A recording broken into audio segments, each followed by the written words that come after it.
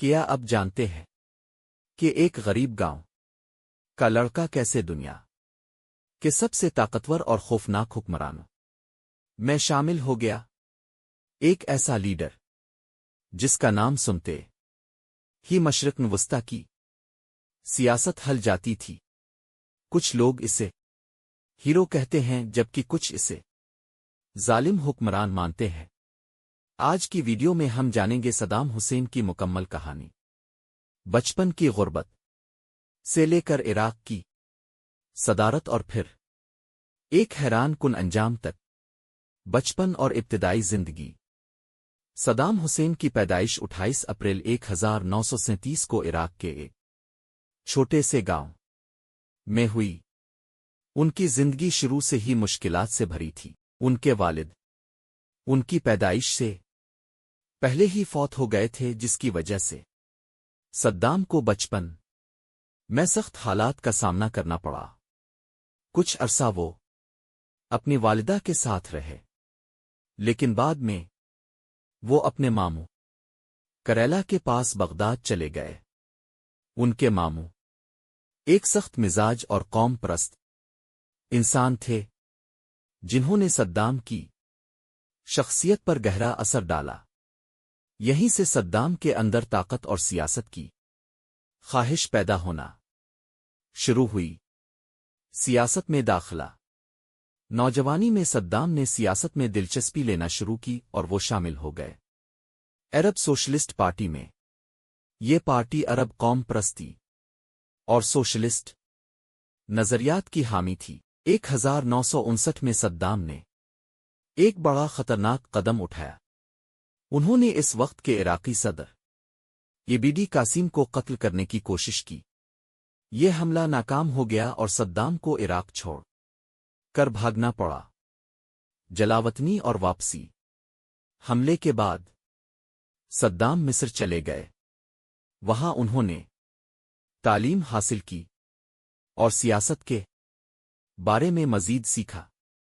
چند سال بعد جب عراق میں سیاسی حالات بدلے تو صدام واپس اپنے ملک آ گئے۔ واپسی کے بعد انہوں نے باس پارٹی میں اپنی طاقت بڑھانا شروع کر دی۔ اقتدار تک پہنچنا۔ 1968 میں باس پارٹی نے عراق کی حکومت پر قبضہ کر لیا۔ اس وقت صدر بنے آمد حسان۔ صدام حسین کو نائب صدر بنایا گیا، لیکن حقیقت میں حکومت کی بہت سی طاقت صدام کے ہاتھ میں تھی۔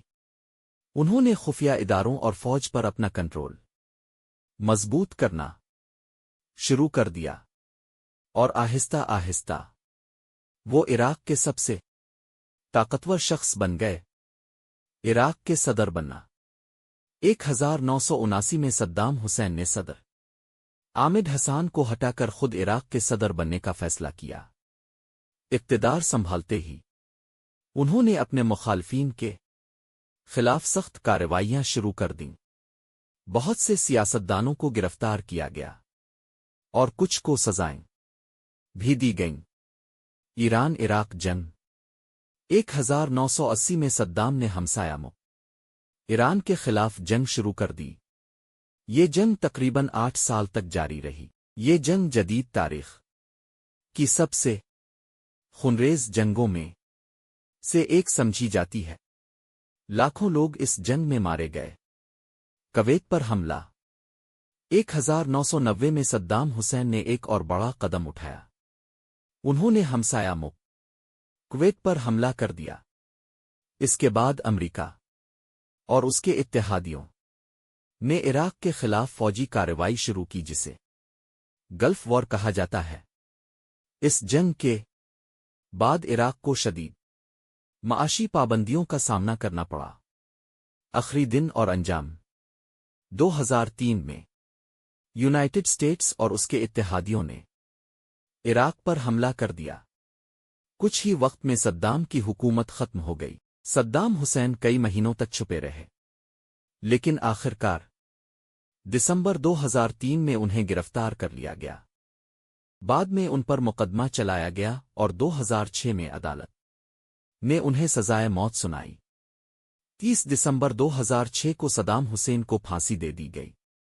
اینڈنگ: صدام حسین کی زندگی ایک ایسی کہانی ہے جس میں طاقت، جنگ، سیاست اور تنازع سب کچھ موجود ہے۔ آج بھی دنیا میں لوگ ان کے بارے میں مختلف رائے رکھتے ہیں، لیکن یہ حقیقت ہے کہ صدام حسین تاریخ کے سب سے متنازع